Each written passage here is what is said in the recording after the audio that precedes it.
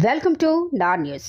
నిజాన్ని నిర్భయంగా చెప్తాం, నిజమే మా ప్రపంచ దేశంలో ఇలాంటి ప్రోగ్రాము వేరే ఎక్కడా కాకుండా విశాఖపట్నంలో జరగడం అనేది నిజంగా మన విశాఖపట్నం ప్రాంతానికి మనందరం కూడా గర్వించదగ్గ విషయం.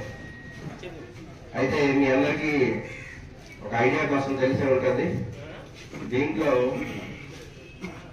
గవర్నమెంట్ అన్ని రకాల రికార్డ్స్ ఆఫ్ బుక్స్ అంటే Guinness book, Limca book of records అందరినీ కూడా ఆహ్వానించారు.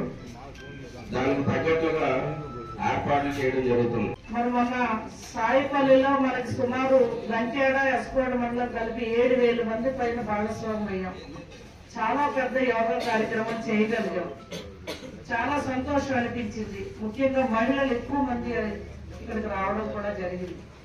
ఇవాళ మీ అందరినీ ఎంపీడీఓస్ ని గ్రహించి యువతని ఎక్కువ ప్రోత్సహిద్దాం, ఆ యువతని ఎక్కువ మందిని ఈ యోగాలో భాగస్వామ్యం చేయాలని, విద్యార్థులను భాగస్వామ్యం చేయాలని, అలాగే మరి మహిళలకు కొంత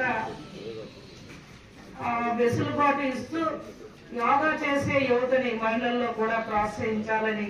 ఈ ఒక్కరు ఇప్పుడు కలుషితమైపోయిన నీరు కావచ్చు, ఫుడ్ కావచ్చు, పర్యావరణం కావచ్చు, దీనికి అన్నిటికీ మనము అంటే బ్యాగుల్లో తీసుకుని టాబ్లెట్ వేసుకుంటే సరిపోదు.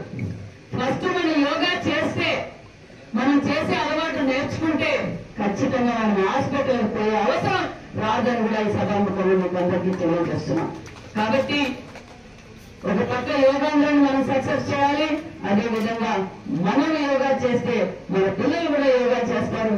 కాబట్టి ఖచ్చితంగా ప్రతి కుటుంబం పెద్ద ఇది చేస్తే ఖచ్చితంగా కుటుంబం ఆ ప్రాంతం అంతా చేస్తుంది. ముఖ్యంగా మన లేడీస్ మనం నెగ్లెక్ట్ చేస్తాం. మనం డ్యూటీలు పోవాలని పని మీదే కాన్సన్ట్రేట్ చేస్తాం. ఎప్పుడెప్పుడు మా ఆయనకి ఆరోగ్యం ఇద్దాం, ఎప్పుడెప్పుడు పిల్లలు భోజనాలు పెట్టి పంపిద్దాం, వాళ్ళు మంచి చెడు కూడా మనమే చూడాలి.